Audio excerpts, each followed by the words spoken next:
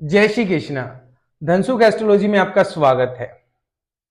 आज काफी दिनों के बाद वीडियो बनाने का समय मिला और ऐसा भी इसलिए क्योंकि एक जानने वालों को विवाह का मुहूर्त निकालना था।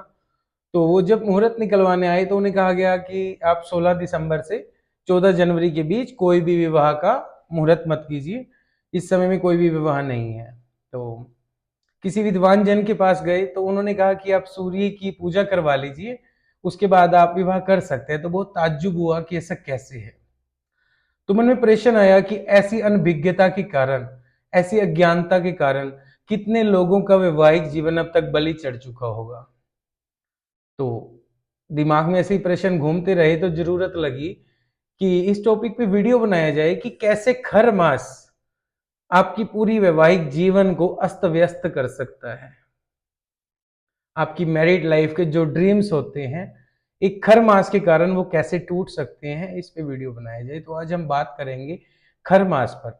उसको जानने के लिए आपको समझना होगा खर मास क्या होता है, तो आप इजिली समझ जाएंगे कि वैवाहिक जीवन कैसे खराब होता है। ठीक है। और जिनकी भी कुंडली में 9 नंबर जहां लिखा है या 12 नंबर जहां लिखा है, देखिए कुंडली में 12 खाने होते हैं, जहां पर 9 नंबर या 12 नंबर लिखा है और वहां पर ही सूर्य हैं, वो किसी भी ग्रह के साथ हैं, कोई भी दशा चल रही हो, आपकी कोई भी राशि हो, डजेंट मैटर। यदि आपके 9 नंबर या 12 नंबर में सूर्य हैं तो आपके लिए यह विशेष वीडियो विशेष महत्व रखती है।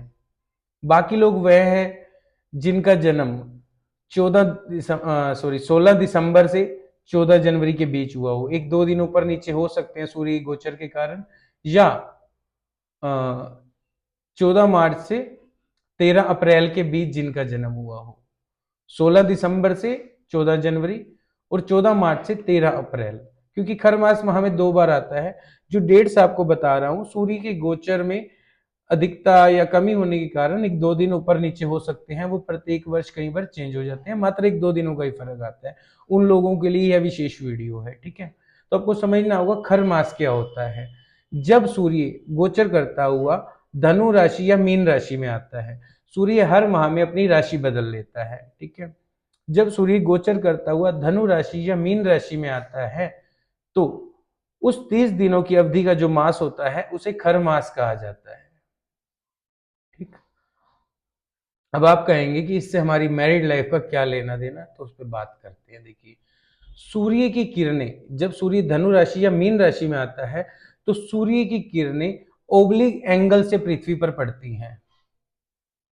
ओब्लिक एंगल होता है कि तिरछे कोण से पृथ्वी पर पड़ती हैं सूर्य की किरणें।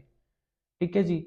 और उससे सूर्य की एनर्जी डिफ्यूज हो जाती है, अर्थात एनर्जी फैल जाती है। इसको आप ऐसे समझेंगे, कमरे के कॉर्नर में आप बल्ब लगाइए, बिल्कुल कॉर्नर में, ठीक, तो कमरे के कुछ हिस्से में आपको प्रकाश में कमी देखने को मिलेगी, वहां पे रोशनी में कुछ कमी देखने को मिलेगी। प्रकाश पूरे कमरे में आपको एक जैसा देखने को नहीं मिलेगा। उसको कहते हैं प्रकाश का फैलना, डिफ्यूज हो जाना, मतलब प्रकाश में वो एक फोकस खत्म हो जाता है एनर्जी के अंदर। ठीक।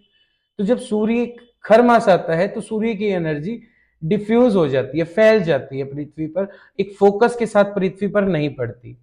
अब इसका नेगेटिव इफेक्ट क्या होता है कि जो एक ह्यूमन बॉडी होती है उसको मिलने वाली सोलर ऊर्जा घट जाती है, सोलर एनर्जी में कमी आ जाती है। इसके अलावा जब सोलर एनर्जी ह्यूमन बॉडी को पूरी नहीं मिलेगी तो मेटाबॉलिज्म का स्तर घट जाता है, मेटाबॉलिज्म स्लो हो जाता है बॉडी में।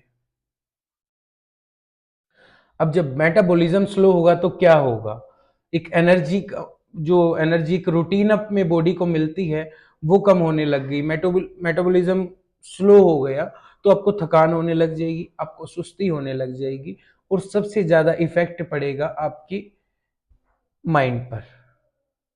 ठीक। आपकी जो विचार करने की शक्ति है, जो निर्णय क्षमता है, उसमें भ्रम फैल जाएगा, उसमें भ्रमित हो जाएगी। इस वजह से जो हमारे बड़े ऋषि मुनि थे उन्होंने इस सारे विज्ञान को समझते हुए अपनी परंपराओं में सीधा सा कह दिया कि खर मास के अंदर जीवन के मुख्य कार्य नहीं करने चाहिए, जैसे कि विवाह, गृह प्रवेश, मुंडन कार्य, यहाँ तक कि जो कोई बड़े ऑपरेशंस होते हैं ना, जटिल कार्य होते हैं, उन्हें भी इस समय मना कर दिया जाता है कि यह कार्य नहीं करने चाहिए, क्योंकि ह्यूमन बॉडी को जो एनर्जी है वो फ्लो नहीं मिल रहा, मेटाबॉलिज्म का स्लो होना, एक वीक हो गए आप। ठीक, प्रकृति ही खुद में कमजोर हो गई इस समय में। जब प्रकृति कमजोर हो जाएगी तो क्या होगा? अब एक न्यू मैरिड कपल है, ठीक है, उनकी शादी हुई खर मास में, उनमें थकान है, सुस्ती है, क्या होगा? क्या वो रिलेशन मेंटेन हो पाएगा? उनकी जो सोचने समझने की क्षमता है, जो उनका मेंटलिटी सिस्टम है, निर्णय है, भ्रमित हो रहे हैं। अब कोई लड़की शादी करके एक नए घर में जाती है तो वो अपने विचार रखती है कि यह व्यक्ति ऐसा है या ऐसा है, वो निर्णय ही शुरू में भ्रमित हो गए, तो क्या रहेगा उस परिवार का भविष्य? इसलिए इस समय को कहा गया है कि इस समय आत्मचिंतन करिए, जीवन के मुख्य कार्य मत करिए। क्या करिए? धर्म, जप तप धर्म साधना तपस्या कीजिए। साधना भी इसलिए नहीं कि डर है, बल्कि इसलिए करिए कि यह समय नर्वस सिस्टम को स्टेबल करने का है। आपका नर्वस सिस्टम स्टेबल नहीं है, अनस्टेबल है, और आप एक डिसीजंस ले रहे हैं, तो वो आपकी लाइफ को किस ओर ले जाएगा, आप कल्पना कीजिए। ठीक, तो खरमास एक अंधविश्वास नहीं है, अपितु यह प्राचीन भारत का साइंटिफिक लाइफ मैनेजमेंट सिस्टम है। मेडिकल साइंस भी मानती है कि seasonal affective disorder, hormone fluctuations, ठीक है, इम्यून सप्रेशन, ये सब मेडिकल साइंस भी मानती है। शास्त्रों ने इसे हजारों साल पहले डिकोड कर दिया। तो अब जब मेंटल स्टेबिलिटी नहीं है, इन चीजों की कमी है, ये मैं आपको साइंटिफिक लैंग्वेज में समझा रहा हूं, ठीक है। अब बात करते हैं एस्ट्रोलॉजिकल लेवल पर। ठीक, धनु राशि पूर्वजों की राशि होती है हमारी, और मीन राशि मोक्ष की राशि होती है। जब इन दो स्थानों पर सूर्य आते हैं, ठीक, तो सूर्य क्या है? रिप्रेजेंट राजा, कर्म के कारक, कर्म कांड के कारक, ठीक है, आध्यात्मिकता के कारक है सूर्य, भौतिकता के कारक नहीं है। तो जो आपका भौतिक जीवन होता है उसके अंदर ही वैवाहिक जीवन आता है। सूर्य यहाँ आपको कौन सी एनर्जी क्रिएट करते हैं? देखिए, धनु राशि पितरों से पूर्वजों से जुड़ी हुई, मीन राशि मोक्ष से जुड़ी है। मोक्ष किसका होता है? पूर्वजों का, पितरों का, है ना। तो इसलिए इस समय में पितृ कर्म को प्रधानता दी गई है। जब आप पितृ कर्म करते हैं तो क्या होता है? जो जो हमारे ऋषि मुनि थे ना, एक प्रकार के साइंटिस्ट थे, उन्होंने पितृ कर्म में जिन मंत्रों का उच्चारण, जिन मंत्रों को ऐड किया है, जिन मंत्रों की खोज की है, रचना की है, उन मंत्रों के उच्चारण से क्या होता है? मंत्र क्या है? देखिए, मंत्रों को आप समझिए, मंत्र है क्या? Breath plus sound therapy. ठीक, अब उन मंत्रों के उच्चारण में जब हम ऐड करते हैं ब्रीथ प्लस साउंड थेरेपी को, तो पैरासिम्पथेटिक नर्वस सिस्टम एक्टिवेट होता है।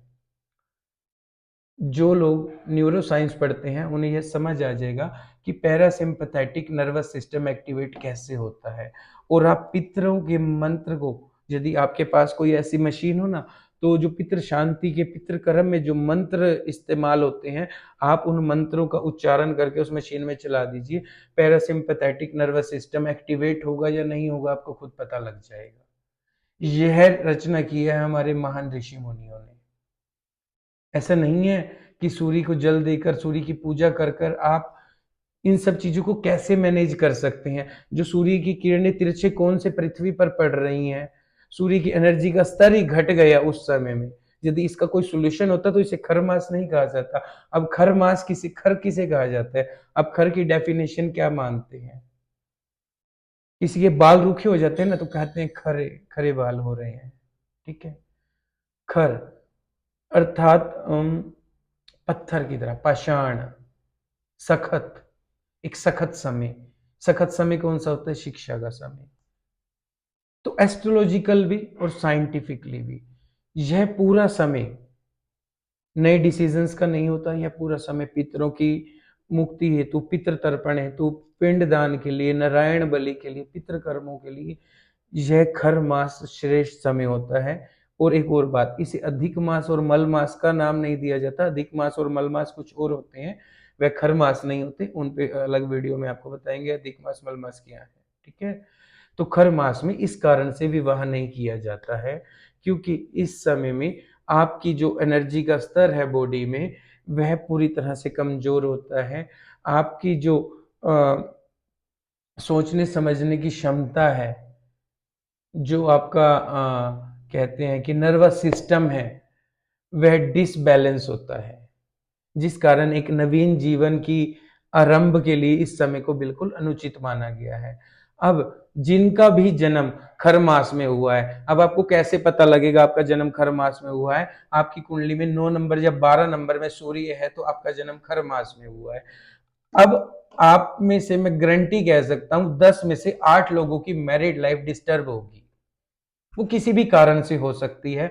उसका कारण हेल्थ इश्यू हो सकता है, उसका कारण वैचारिक मतभेद हो सकते हैं, उसका कारण फिजिकल हो सकते हैं, उसका कारण हो सकता है कि हस्बैंड या वाइफ जॉब की वजह से, बिजनेस की वजह से एक दूसरे से गैप में रहते हो।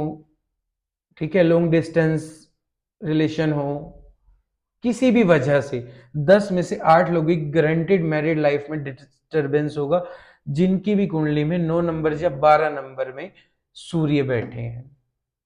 अब आप कहेंगे चलिए ये तो है, डिस्टरबेंस है, इसका सॉल्यूशन क्या है? सॉल्यूशन के लिए आपके बाकी ग्रह नक्षत्रों की स्थिति देखनी होगी कि आपके बाकी ग्रह नक्षत्र किस स्थिति में है, 9 नंबर 12 नंबर पे और किस ग्रह की दृष्टि है। अब यदि वहां राहु होंगे, केतु ऐड होंगे तो स्थिति और भ्रष्ट हो सकती है, हो सकता है डिवोर्स भी हो गया हो, यदि कोई पापी ग्रह वहां विद्यमान हो।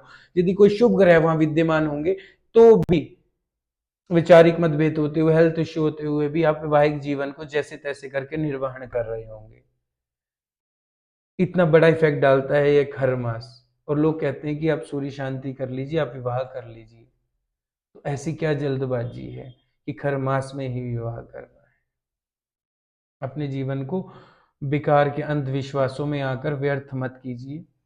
मैं अंधविश्वास नहीं बेचता, मैं ज्योतिष के पीछे का विज्ञान समझाता हूं और वही समझाने का मैंने इस वीडियो में प्रयास किया है।